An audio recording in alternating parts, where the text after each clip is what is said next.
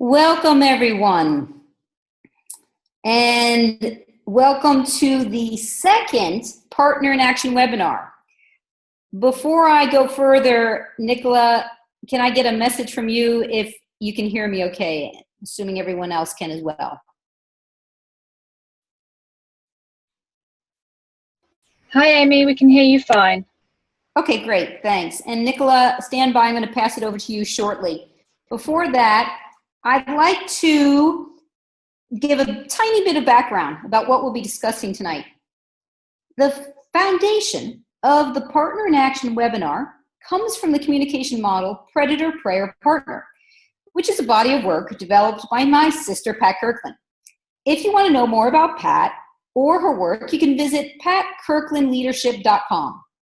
And once again, it looks like we have a full house. We've got folks calling in from all over the globe. So I'd like to say an official good morning, good afternoon, and good evening, everyone. Okay, Nicola, I want to pass over to you for some technical discussion and review before we move on. Okay, thanks, Amy. Hi, everyone. A few things for you to note. This call is an audio call only, and the session will be recorded. And in order to keep the quality of the line high, please use a headset and mute your microphone when you're not speaking. I will also be muting you automatically, so don't worry if you forget how to do it. And I've currently got all of you muted right now. If you can, please find a quiet spot. That will also help the quality of the line. And a couple of other technical points. If you're calling in on a phone, you can press *6 to mute and unmute yourself, and *9 to raise your hand. If you are calling via your computer or iPad directly through Zoom, you can click on the microphone symbol in the bottom left corner of your screen to mute and unmute. And to raise your hand, click on Participants and then Raise Hand. I'll also put this information into the chat box for those of you who are online and can see it. You can ask a question or make a comment by raising your hand or by using the chat box. And finally, if you're having trouble with either option, just unmute yourself and practice interrupting. That's it for now. Back to you, Amy. Thank you. Okay, thanks, Nicola. Today's call is going to be semi-interactive. It's going to be a discussion and coaching. We're going to be looking at the communication challenges you submitted prior to the call, and I'll review those shortly. This will be a combination of laser discussion, spot coaching on the behaviors and the mindset that we've discussed in the Predator Prey Partner programs. So whether or not it's a challenge you submitted, you're welcome to participate in the discussion and volunteer to be coached. The good news is we do have 3 coachees on the standby for specific issues that they volunteered to be coached on. Also, you may be doing some writing during the call, so if possible, have a piece of paper and a pen. Make sure you're not driving a vehicle while you're doing this. The call is going to consist of 3 areas: success stories, challenges, questions, and comments. You can ask a question, you can make a comment by raising your hand as Nicola explained a moment ago. And remember, when you're both speaking and typing, one of the things we work on in the training is the 4-sentence rule, meaning do your best to say whatever you have to say in 4 sentences or less. This helps to build the being concise muscle. And with close to 75 people on the call, it may take a few minutes to respond to your questions and chats. And like Nicola said, if you're not getting a response, it seems like I may not be seeing your messages, your chats, feel free to unmute yourself and interrupt. Now, there's a few people on the call who got this webinar invitation forwarded to you, and I'm delighted you're joining. Most people on the call have attended one of my workshops or an intensive training. So it's possible that maybe what I talk about, not everything will make perfect sense to you. So my request, as I say in my trainings, you don't have to like what I say. You don't have to agree with what I say. Just stay open to it. and stay open to it over the next coming weeks. Practice the behaviors and see what starts to change in your life. Now, I'm going to give a very brief overview and a review of the main concepts that we're going to be referring to. So for those of you who've taken the training a long time ago, or for those of you who have not been on a training, what I mean by these three terms of predator-prey partner. Here's the thing. Most of the time, most of us are behaving as partners. And the shorthand definition we use for that is, I'm holding high respect for myself and for the other. All is well. The problem, under pressure, stress, perceived threat, or simply, if we're hungry, angry, lonely, or tired, we can slip to either a predator response, or I should say reaction, a predator reaction or a prey reaction. Now the predator. A predator is described as a person who's not afraid of conflict and can be perceived as arrogant or aggressive or rude or disrespectful. And they do this through their body language, voice, and words by holding too much respect for themselves and not enough for others. And here's the thing. A lot of times when I meet predators and I talk about the model, when they have this realization that they're a predator, they're often quite shocked. So the intention is not necessarily to be disrespectful. It's just they don't always understand the perception they're giving. And now with the prey, and that's spelled P-R-E-Y. The predator is a really nice person and tends to hold too much respect for herself. No, I said that wrong. Too much respect for the other and not enough respect for herself. Now I want to pause for a second. Did you notice I just made a mistake? I said the opposite of what I meant to say. One of the things we're going to be talking about tonight is recovering from mistakes. And that's a great example where I make a mistake, I catch it, and I just simply correct it. I don't have a meltdown or start over apologizing. Okay, more about that later. And I'm sure I'm going to be making plenty more mistakes today on the call, so feel free to listen closely to see how well I do in recovering from them. All right, so going back to the prey. The reason why the prey is particularly dangerous for ourselves is that when we are too nice, when we hold too much respect for others, it can actually trigger even really nice people to become a predator towards us. So let me say that differently. If there's anyone in your life who you think is actually mistreating you, there's a possibility that you're being too nice. So just let that sink in, and those are the archetypes that we're going to be we're going to be addressing and using today. So now, I want to talk about the communication challenges that we're specifically going to be talking about today. Top 3 that got voted on are handling power plays, admitting and recovering from mistakes, and standing up for yourself and asking for what you want. So those are the main ones, and we may stray off that topic depending on your input, comments, and questions. So with that, I want to first start with Maria. Maria, are you on the call this evening? And you can just unmute yourself and let me know.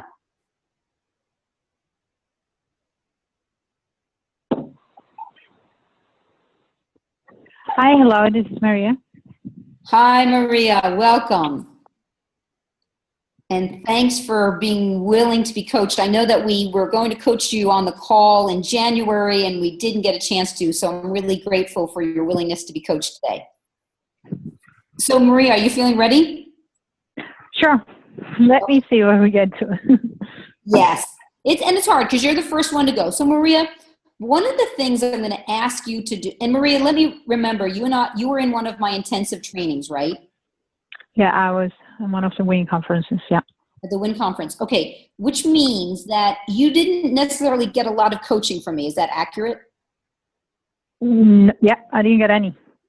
Okay, so take a deep breath and be prepared, because this is going to be might feel a little bit uncomfortable. If you had been coached by me in a training of 2 days, you'd be more prepared perhaps that it's going to feel a little bit intense. So my request is just to Okay. pretend that you'll be like calm, cool, and collected, whatever happens. My job is to support you. Is that okay for you? All right. Thanks. Maria's now like, what did I get myself into? So Maria, here's what I want to do.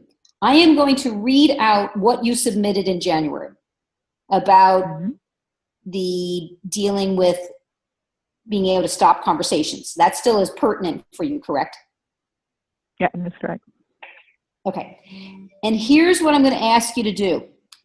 Or rather, as you're listening to this, everybody else on the call, and Nicola, because you're the host, I'm not sure I'm going to see all of these the chats. I should be able to. Everyone else, as I'm reading off Maria's scenario, I want you to listen closely, and I'm putting her in the hot seat because my question for you is, in a sentence or less, can you say what you think Maria might be doing or thinking that could be sabotaging her? Okay, it'll make more sense what I mean by that. So ask yourself, what might Maria be thinking, or what story might she be making up that could be sabotaging her? And then, Nicola, I'm going to check in with you in case I'm not seeing any of the chats coming through. Okay, so here's what Maria said. And so, Maria, this is where it might be a little bit uncomfortable. You're in the hot seat, and we're already looking at, where might you not be most effective? Though this is what's going to get to the bottom of the issue fastest, I believe. All right, so Maria described the situation. And Maria, correct me after I'm done if I didn't get it right. What she wants to work on is being able to stop conversations when peers who are at the same level patronize you or talk down to you, right, Maria? That's what you mean by patronize? Yes, that's correct. They look down at you and they think that their job is more important than your job. And then on top of it, they give opinions on matters that are not even their responsibility, instead of letting the owner speak up, in this case, Maria, speak up, okay? So let me review that, everyone. And your question for yourself, and then I'm going to ask you to put it in a chat, in a sentence or less, where do you think Maria could be sabotaging herself through her thinking? Once again, the scenario is she wants to be able to stop conversations when peers at the same level patronize her. They look down at her. They think their job is more important. They give their opinions on matters that are not their responsibility, instead of letting Maria speak up, who is the owner of that topic, that matter. Okay, so I'm going to give them about 30 seconds, Maria, and you can be thinking for yourself, ask yourself that question: how might I be sabotaging myself through my thinking? So, Nicola, are you seeing any chats coming through? Not yet, Amy. Okay, good. Here's one from... There's one coming through now. Thinking that I love that one. Thinking I need to be asked before speaking up. Yost said, Maria is waiting to be allowed to speak up. Same thing. On topics she believes she owns, she's being too assertive. I like that, assertive. I can't even say that. Excellent. Ron is saying, maybe she doesn't have enough self-confidence. So that's a guess, Ron. And maybe it's because Maria was raised in a way to be hyper polite and respectful. That's another possibility. Let's see. Danette said, sounds like she may be in a perspective of I'm not good enough. Again, could be a possibility of that I don't have the right, or maybe lacking self-confidence. Thinking that others are more important. I'm still thinking about the response, okay? And another one, I feel transparent. Carota, can you elaborate? Can you unmute yourself and explain what you mean by I feel transparent? Oh, here you said as invisible. Okay, gotcha. So you think that Maria, yeah, sorry, go ahead, Carlotta, you there?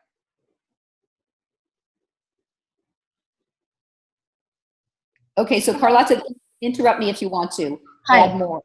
Yes. Can you hear me? Yes, perfectly.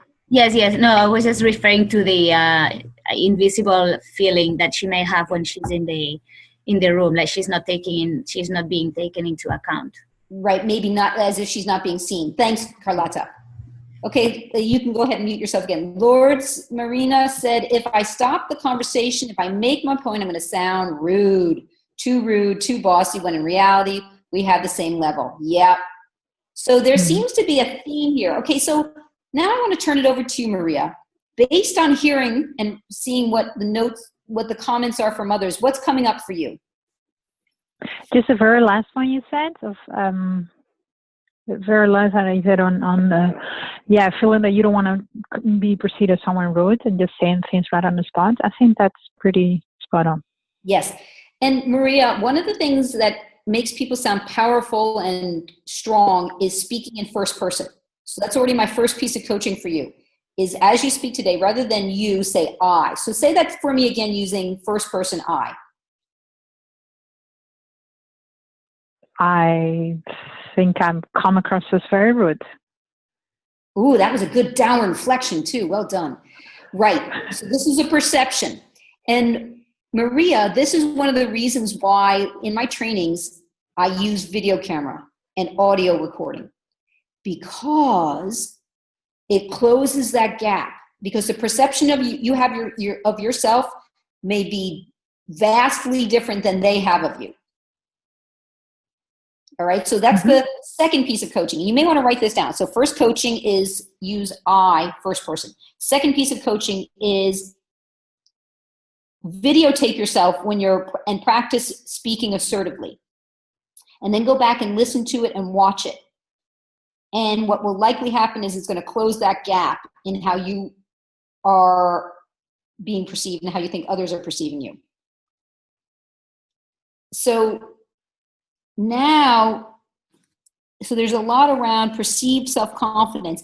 And what's interesting, Maria, and this is for everyone, is that often the prey gets labeled as insecure, lacking in confidence, thinking I'm not good enough. And that may not be the case. It could very well be that you have been raised in such a way, especially for women, even more than men, although I see lots of men who are super nice, too polite, too respectful, where you might be thinking, I'm rude, I'm being aggressive. So Maria, does it fit for you that it feels less about lacking self-confidence? Yeah, it's not. I really don't think it's about lacking self-confidence. It's more the not being rude type of thing, and not wanting to confront people right on the spot so that you would fight for something. That I say I. So that give that sentence to me. Yeah, it's more that I don't want to confront someone right on the spot and seem to be rude. Yeah, exactly. And so isn't this is important awareness for you? Did you realize that this could be giving the perception that you're lacking confidence in yourself? Yes. Yeah, good. And I'm glad that's an aha for you, because I'm going to guess that is not okay. You do not want to give that perception. Is that true? Yeah, that's true. That's not okay with me. No. Good. So sometimes the pain is a good motivator. Okay. So let me look at the notes again, because there was something else. So people were saying that you think you have to wait. Oh, here's another thing. Did anyone else, this jump out at anyone else? For me, Maria said, Maria, have you read the book, The Ego Tango, that I wrote? No, I have not read it. Okay. So send me an email. I'll send you an ebook for you to read. The reason I want you to read it, other than being highly entertaining, in the book, we talk about something called making up another story. So did anyone else on the call, and you can just say yes in the chat, did you realize that Maria was making up a story about these people? So Maria, correct me if I'm wrong.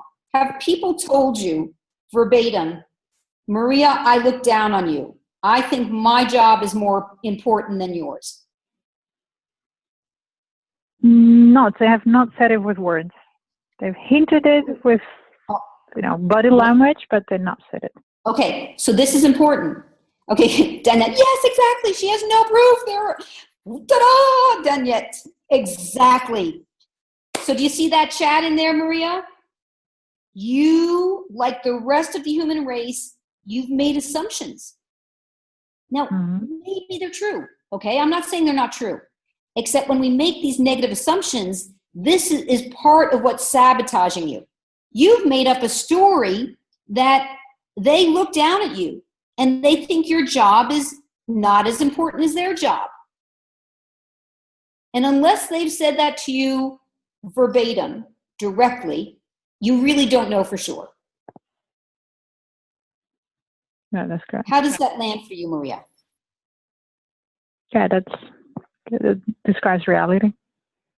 Say it again. It describes reality. Okay, great. So the reason I want you to read the book, The Ego Tango, is specifically around the part of making up another story. So now, and everybody feel free to put a chat suggestion in here. The question I have for you, Maria, and we'll see if your peers can help. What is a contrary story that you can make up about their current behavior? So if you could describe their behavior, you said in their body language, they give that perception. What are they doing? Are they speaking over you? Are they interrupting you when you're speaking? Are they not giving eye contact? Are they rolling their eyes? Are they sounding sarcastic in their tone of voice? What, if any, of those behaviors or other behaviors are they doing that's giving you this current perception? Number of things that you mentioned, speaking over me, they're showing with the bodies that what I'm saying is just not important. They go and summarize it in their words and then Hold on. You just made an assumption there, so catch that. They show in their body what I said is not important. So one little tweak, it may sound ridiculous. I'd like you to say, it appears as if, or here's a better one. My perception is, from their body language, what I'm saying is not important. So just give me that sentence. My perception is that from the body language that my topic is not important to them. Good. Okay, so that's not an observed behavior. That's an assumption that you're making. So when you say they speak over me, that's an observed behavior. So let's see if best as possible we can stick with just the observable behavior. What else do they do or say or not do or not say that gives you this perception?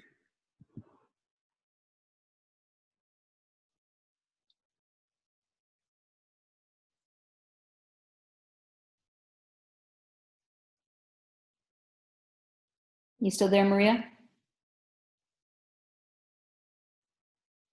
Maria, you might be on mute. I'm not hearing anything. It looks like Maria has dropped off the call. Okay. Disappeared. All right, so while Maria, go ahead, Nicola. She disappeared from the participant list, which indicates to me she may have dropped off. Okay. Let's hope that's what happened and she didn't give up on me. So while Maria is calling back in, I'd like to hear from people. What if her current stories are that she's making up is they look down at me, they think their job is more important. What are some other stories that she could be making up about their behavior? So the one thing we did hear her say was that they speak over her. So what are some, just let's get creative and let's hear some ideas. I'm not looking for right or wrong. Okay, so I hear they fill in what they think is an empty spot and they only jump in because they think the topic is important. Fantastic, I love that.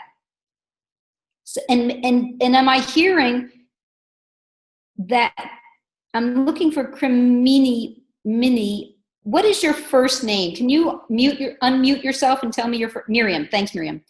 Okay, so Miriam, you said they fill in what and they only jump in. What did I want to say just now? So notice, everyone, I'm making a mistake. I've just gone blank on what I wanted to say to Miriam's comment. And so I'm going to pause. Only jump in because they think the topic is important. Beautiful. So what's coming back from you, Miriam, is that they're enthusiastic And it's like they want to support her. And Donna, your idea is they want to further contribute by expanding on what she's saying. Gorgeous. Oh, I love that. They further contribute. What a different twist.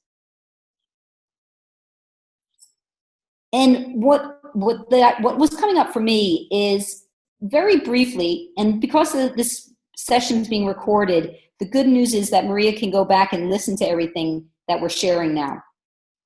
I want to very, very briefly explain a communication model developed by a woman of Susan Steinbeck. She talks about how there's different styles of way we communicate. And she uses 3 analogies of sports: the bowlers, the basketball players, the rugby players. In a very, very high level, the bowlers, in certain parts of the world, the exchange is slower, more formal. They take up more space and time. The basketball players is a little bit faster. They interrupt a little bit, though they're not as aggressive as our rugby players, who are fast and interrupting, and no one gets offended because that style is what's appropriate. So you can imagine what happens when you've got a bowler and a rugby player. So one thing I'm going to have Maria think about is she more of a bowler or more of a rugby player? And the guess, based on the scenario, maybe because she's feeling interrupted when they speak over her, maybe her style is more bowling, more basketball, and less rugby. And maybe she's got a couple of people, her peers on her team, who are rugby players. So she's choosing to feel offended or lacking respect, when in fact it's just a rugby player. So that's another tool I use when I'm getting frustrated or annoyed with someone who's more of a rugby player. And now that I have this shorthand definition of bowlers, basketball players, and rugby players, I'm less annoyed, I'm less frustrated when someone interrupts or talks over me, and I just say, oh, I've got a rugby player. And then I know that I could probably be a little more directive in my style without likely offending them. Okay, let me go back to the notes. Let's see. The last note I see here is from Danette, saying they don't try or think anything, they're just being themselves. Beautiful. It's nothing personal is what I'm hearing, Danette. Okay, so let me check to see if Maria's back on the call. If she's not, I'm going to put some closure on this one, and we're going to move on. No, okay. So what I'd like to say as a suggestion to Maria is, already recommended, read the chapter on making up another story. Notice your assumptions. Notice more powerful options that your peers on the call have given you.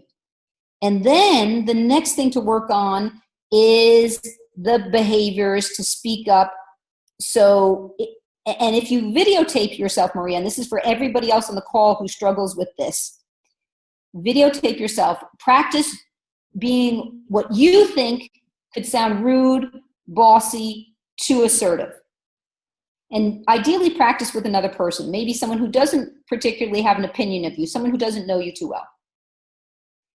And then watch the video, and watch the video as if you're watching someone else. Because at first it's hard for us to extricate ourselves from our own opinion. Watching this person, imagine there's someone else, and then ask yourself, do they sound rude or bossy? And you may very well be surprised. You may realize, wow, I've been carrying this perception of myself that's not accurate. So I'm going to pause there, and if Maria does come back and join us, I can check back in with her later. Okay, so we are now, Niccolo, where are we at? We've got about almost 30 minutes remaining. Great. Thank you, Nicola. And I'd like to move on to the second scenario. And before I move on to the second scenario about standing up for yourself and asking for what you want, I want to, actually, no, I'm going to make that the third one. I want to move on. The second one I'm going to discuss, we're going to talk about admitting and recovering from mistakes. My question is, to check with anybody on the call, since you can all unmute yourselves, no problem. Are there any questions or comments that people want to share, either your own success stories around this issue of handling power plays? Because this is what we would call, this is an example, potentially these people might very well be, it's also possible. And let me pause. Okay, yes, who's on the call?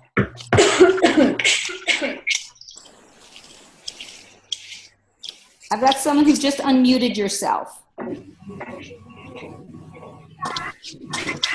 Nicola, you can either mute them or ask them by name if they have something to share. I unmuted all of you actually, so I will mute everybody again and then allow people to unmute themselves if they want to. Okay, perfect. Thanks. So I'm going to pause and see if there's any questions, comments, shares. And you just need to unmute yourself.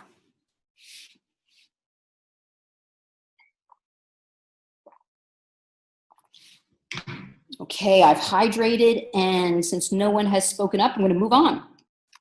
So the next point we said we want to talk about was admitting recovering from a mistake. Now, Julie, are you on the call this evening?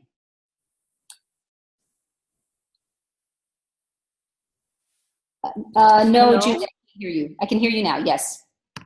Yeah, okay. Actually, I had a question for you regarding the previous topic. Okay, perfect. And then we're going to move on to your topic. So yes, what's your question? Yes, I remember once you showed us a way to take the control again in a conversation when someone has interrupted you. And if I remember well, it was about calling the person's name and then doing 3 seconds of silence. Is that it, or am I missing a part? Let's practice it now. So the first thing you do, just like I was starting to do now, while you were speaking, I was doing those little tiny active listening. Yep, right, I see. And I do those, potentially I do them over your words. You were speaking slow enough that I may not have had to say it over your words. Yeah. Then there's actually, the pause is I do, I see, okay. And then I say Julie. So I say Julie with that famous downward inflection. And the pause comes right after I say your name. Because Julie, so now I've really interrupted you, except I've done it with your name, which is usually not very offensive for people. They like to hear their name. The pausing right after your name is where I'm asking permission. So when I say Julie, I'm telling you I'm going to interrupt. When I pause, that's the place where I'm asking permission, may I have the invisible microphone, without saying anything. All right, so Julie, let's practice it for everyone now. So I want you to talk about something, and I do not want you to be overly polite. Don't let me interrupt you unless you're motivated to be interrupted, okay? Okay. And you can even already talk about your issue. You can talk about what you did over the weekend. The content doesn't matter too much. And okay, so maybe. So before we start, everyone who can be listening, for me when I'm doing I see, okay, right, got it. Julie. And then only if you're motivated, Julie, only if she's motivated to stop, she'll stop. And then just after I'm sure she's going to give me the microphone, and she might be in the middle of a word, she might be in the middle of a sentence. We don't know if she's going to stop or not. Then before I go on to my point or ask my question, I summarize. So Julie, if I understand correctly, blah, blah, blah, blah, blah, blah, blah. Is that right? And then I move on to my point. All right? So Julie, are you ready? Yes, I'm ready. And I'm going to, so I will start right now, and I will try not to cough too much. And because I just got a cough today. And actually, I'm going to start to explain the story which I would like to share. And it's a situation that actually happens sometimes when I try to practice one of the tricks you shared with us during one of the trainings Okay. Julie, if I understand Yes. correctly, okay, you see that everybody, she paused. That was her willing to give me the microphone. And then I can't wait too long. I just got to wait a little bit. So now I'm going to continue. Julie, if I understand correctly, you want to discuss the challenges you have when you're practicing the behaviors you learned from the program. Is that right? Correct. Okay, great. All right, so we're going to keep doing this so you can notice. And hold, Julie, just pause for a second. I want to see. So Ron says, you get the attention when interrupting using the name. Nice, lots of N's and no buts. Oh, thank you for noticing, Ron. Okay, good. All right, Julie, please continue. Okay, so this is a very simple story that started from a misunderstanding. So it was a story about a tablecloth. About what? And tablecloth, you know, the thing that we put on a table to make the table nice. Tablecloth, yes. And so it was actually my friend who told me something about the tablecloth. So I took it and I put it into the washing machine. Yeah. And so he's asked me why I didn't remove the second layer that you put in between. So Julie. And I took, yes. Did you see that again, everyone? She was just about to continue. She heard her name. She's willing to stop. Julie, if I understand correctly, the scenario that you're describing to us is with a friend. The issue was something about a tablecloth. You put it in the washing machine and she's about to ask you a question. Is that right? Correct. Okay. Now, everybody on the call, normally I would not interrupt someone this much. I'm just simply doing it so you can hear the rhythm multiple times. And again, Julie, if she really didn't want to be interrupted, she wouldn't stop. She would keep talking. And that might happen later on, and that's perfectly fine. So you'll watch how I handle it then if she happens to keep talking. Okay, Julie, please continue. Actually, I wouldn't dare continuing when you interrupt me with my name. Yeah. Right. Isn't that amazing? It's probably thanks to your downward inflection because you feel, and I feel you are gosh, I'm missing the word. So self-assured. Yes. That I'm walking in my house and I'm literally physically stopping when you call my name. So Julie, let me remind everyone on the call what you're referring to in case they're not clear. So Julie caught when I said her name, I said it with a statement and not a question, because when we want to interrupt people, what we normally say is, Julie, so our voice goes up, which is the, may I please interrupt? Except when I say her name, instead what I said was Julie. I say it as a statement. Now, it sounds very assertive, except the politeness, remember, is when I pause and wait to see, is she going to give me that invisible microphone? Great, that's very cool, Julie, to hear what impact it has. It always works. Yeah. Right. So can I go back to the topic? Yeah. Yes. So now I'm going to be quiet. I'm going to see my best to just listen to the rest of your story. So I very often use the few tricks you gave us about trying to rephrase in a situation or in a potential misunderstanding, rephrase what just happened by saying, I feel that blah, blah, blah, or I thought that you meant I needed to clean the tablecloth. Mm-hmm. And what happened to me is that the person told me, yes, you are turning the situation to your own advantage. Wow. So I lost my means completely because I wanted to rephrase.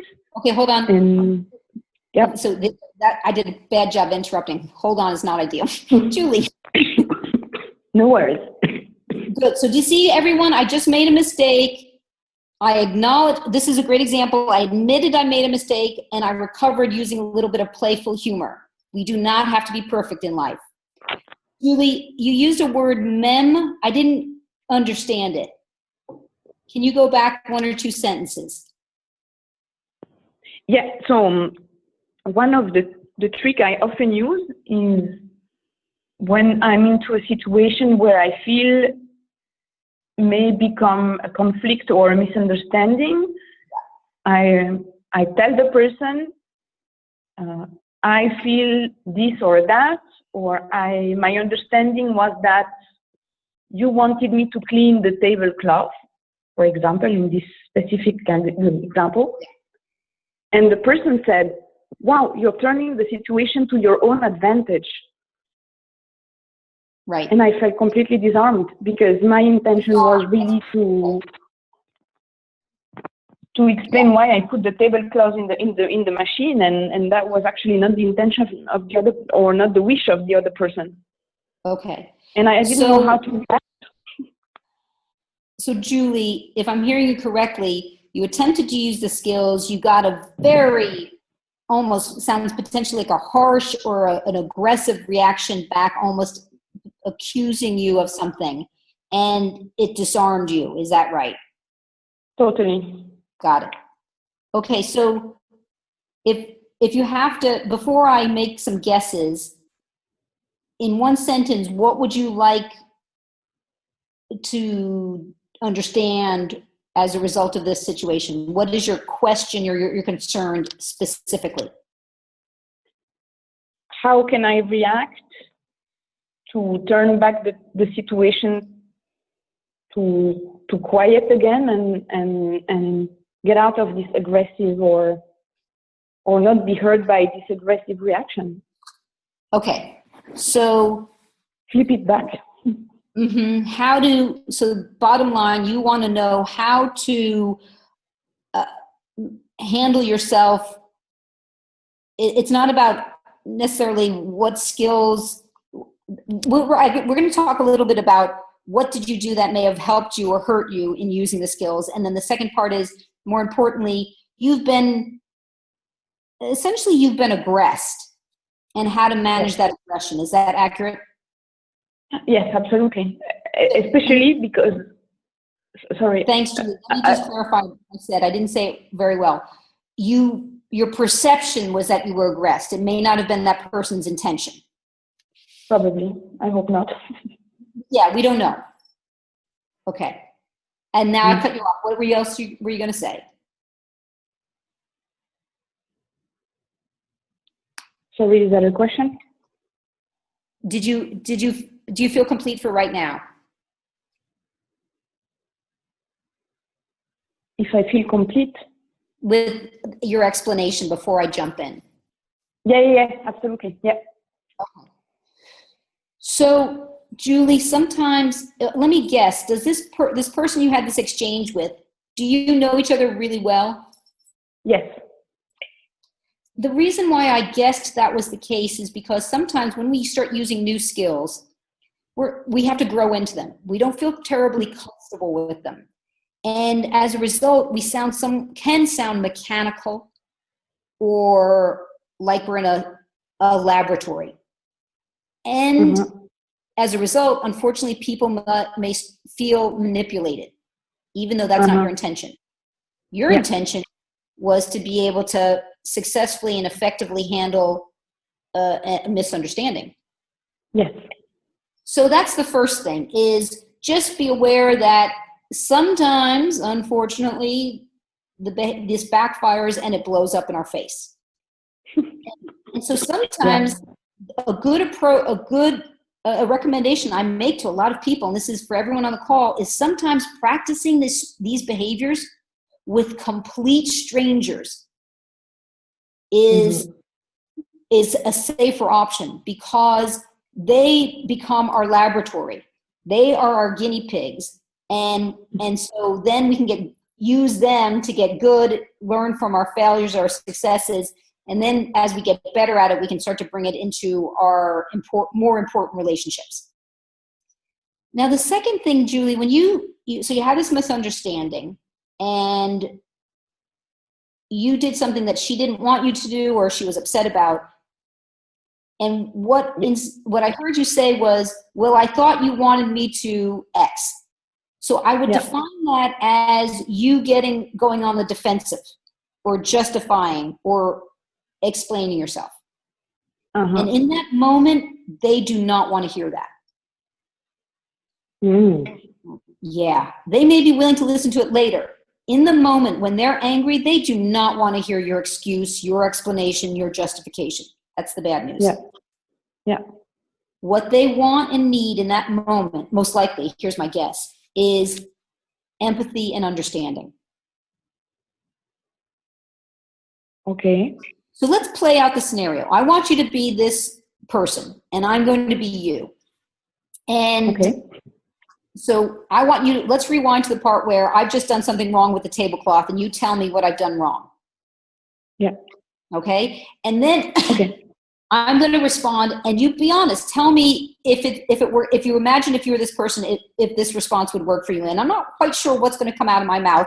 My intention is to show empathy and understanding. And it's okay if it doesn't work. Be honest. Okay. Yeah. Okay.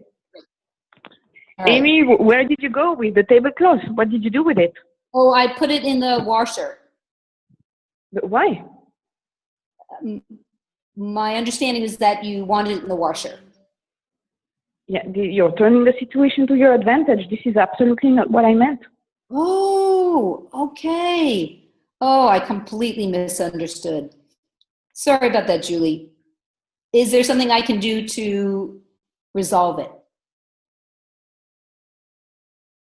Okay, pause. Yeah. Now, I didn't really, okay, let's just find out how that worked for Julie. It may or may not have worked, because the truth is, I don't think I showed a lot of empathy or understanding. I think, and this is me making another mistake, I think that, let's just see, how did that work, Julie? Well, would it make sense that if you were that person, would you feel slightly calmer or slightly more aggressive? What's your guess? Slightly, knowing the person, slightly more aggressive. That's why I'm disarmed. Yeah, right. So let's do it again. Let's see if I can improve it. Okay. And I'm going to do this, everyone. I'm going to attempt to do this. I'm the person who's made the mistake. And I might not apologize. I know that seems like I should, because I probably have done something wrong, though. Let's see if I can show more empathy without apologizing. Okay. And rewind, action. Amy, where did you go with the tablecloth? What did you do with it? I put it in the washer, Julie. But why? It sounds like that's not what you wanted me to do with it. Did I misunderstand? That's a good one. Amy, okay. 2 points. Amy, 2 points. I like that. So Julie, I'm not sure. Why do you think that was different? Why did that work better for you? Any idea? Probably the phrase you used. Okay, so I said something. I should write it down. So I think, and it's recorded, so you could always go back and listen to the webinar. So what I did differently, Julie, is I didn't go on the let me justify, defend. I went right to, oh, it sounds like I immediately addressed the issue that was not what you wanted. And then in a way I took responsibility. It sounds like I misunderstood. Mm-hmm. Okay, so here's an example where in a way, everybody, that's how I admit I've made a mistake. Now, I'm like, what the heck, girl? You told me to, I don't know, and I'm feeling defensive and angry and frustrated, except I'm not showing it in my words. I'm not showing it in my packaging of the words. I'm staying calm and in control. And I used her name, so I said something like, oh, Julie, it sounds like that's not what you wanted. So in a way, there's a little bit of empathy in there of you, how frustrating. You didn't want that, as opposed to me explaining and justifying that's what I thought you wanted. So that probably made a noticeable difference for you. And then the second thing I think I said was, taking responsibility. It sounds like I misunderstood. So now I'm like, now Julie's like, oh my God, how can I be angry with this person? So do you feel how that disarms you as the aggressor?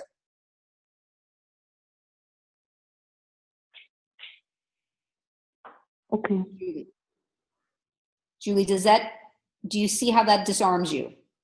Yeah.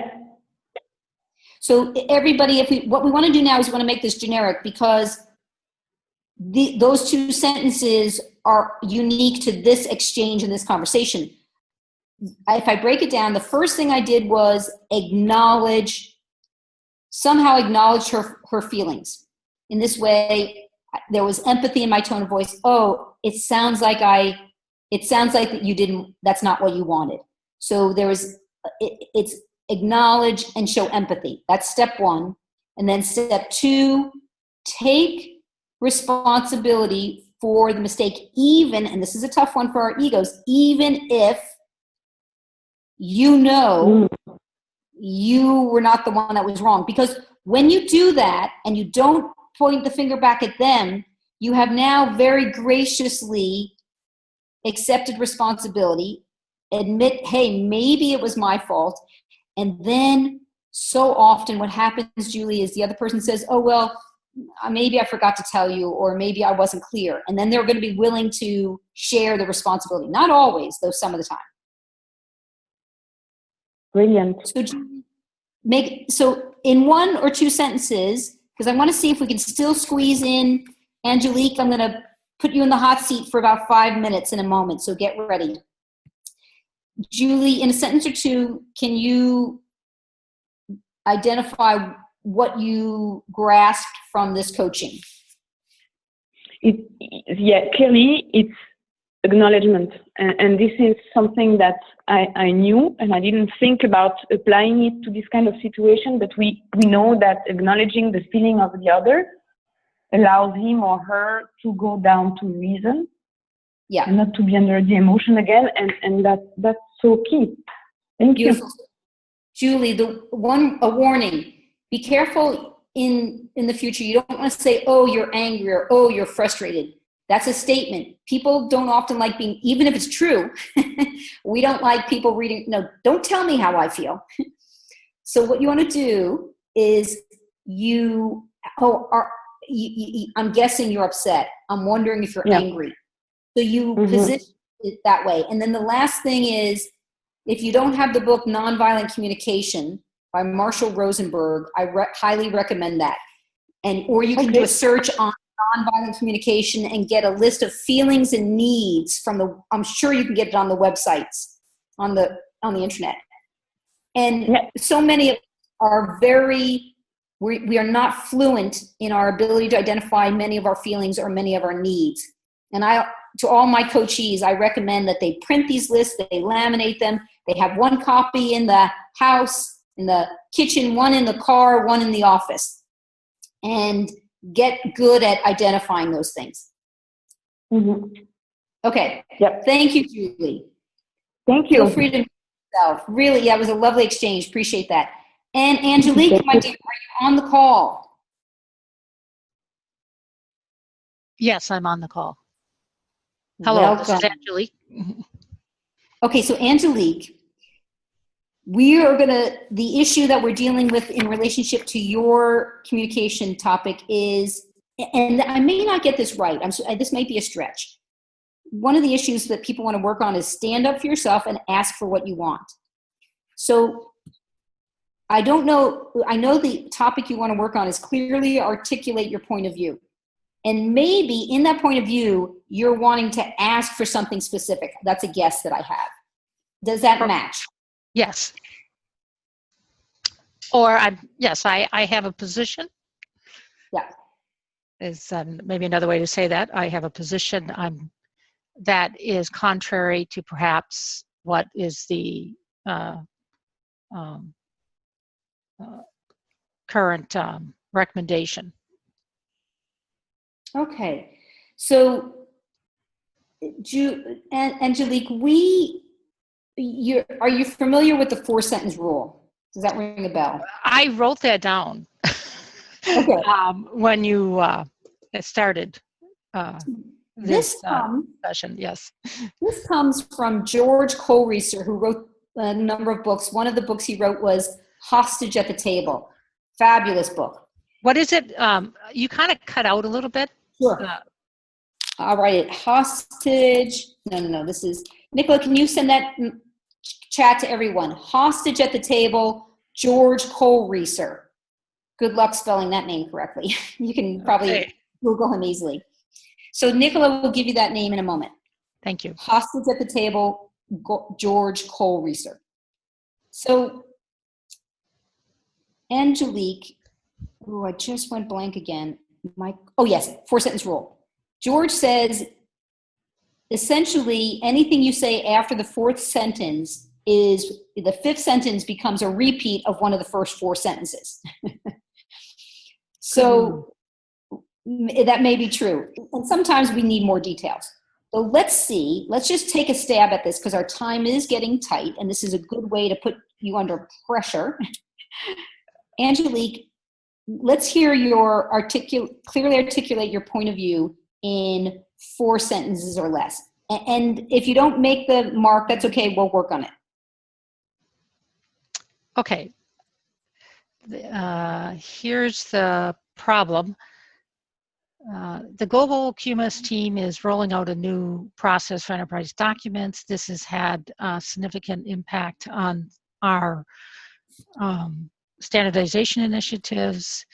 It's causing significant delays due to a bottleneck in their department and requirement to have to go through all enterprise-wide new policies and procedures.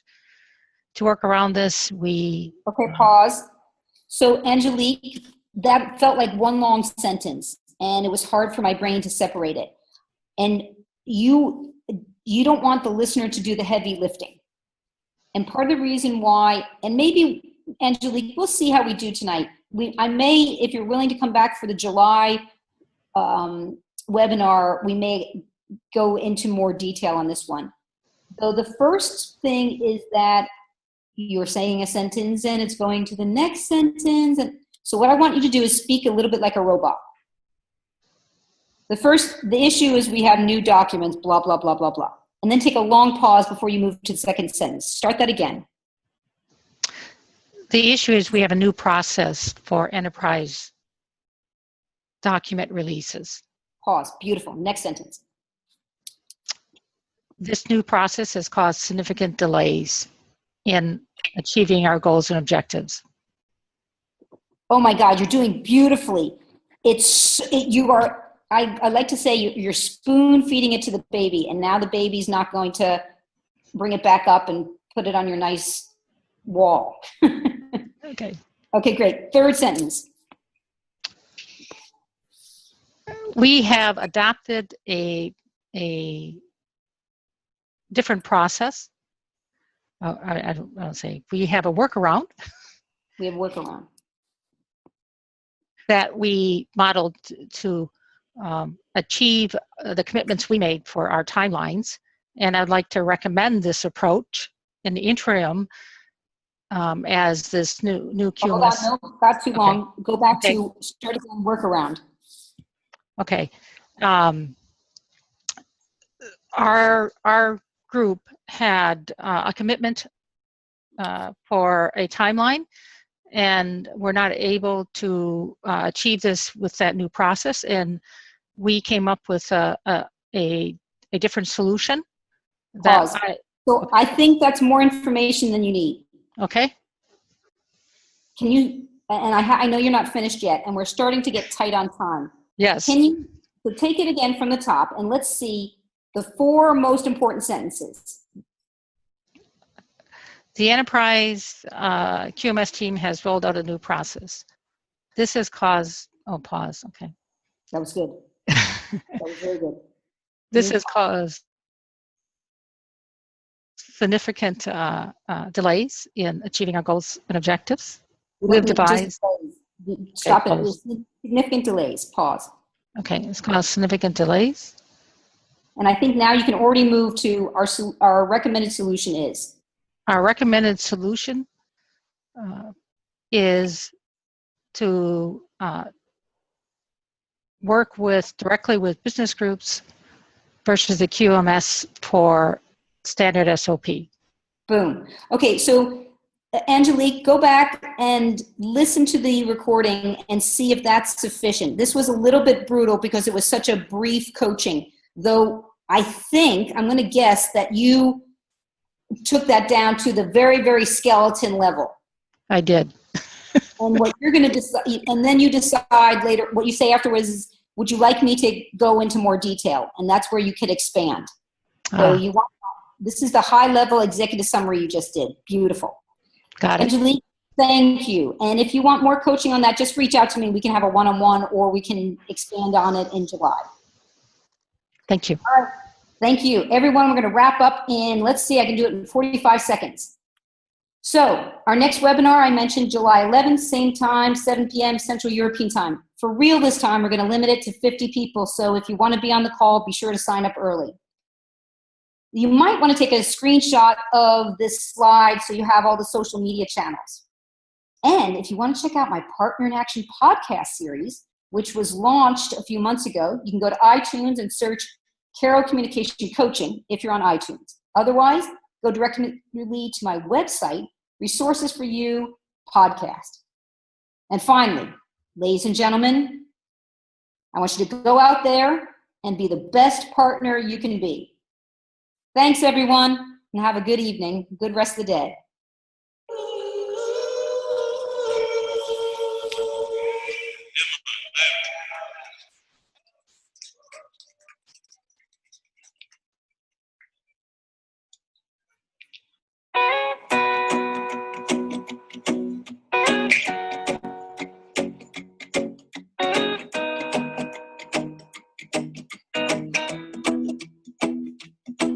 Well, you done me, and you bet I felt it. I tried to beat you, but you're so hot that I melted. I fell right through the cracks. Now I'm trying to get back.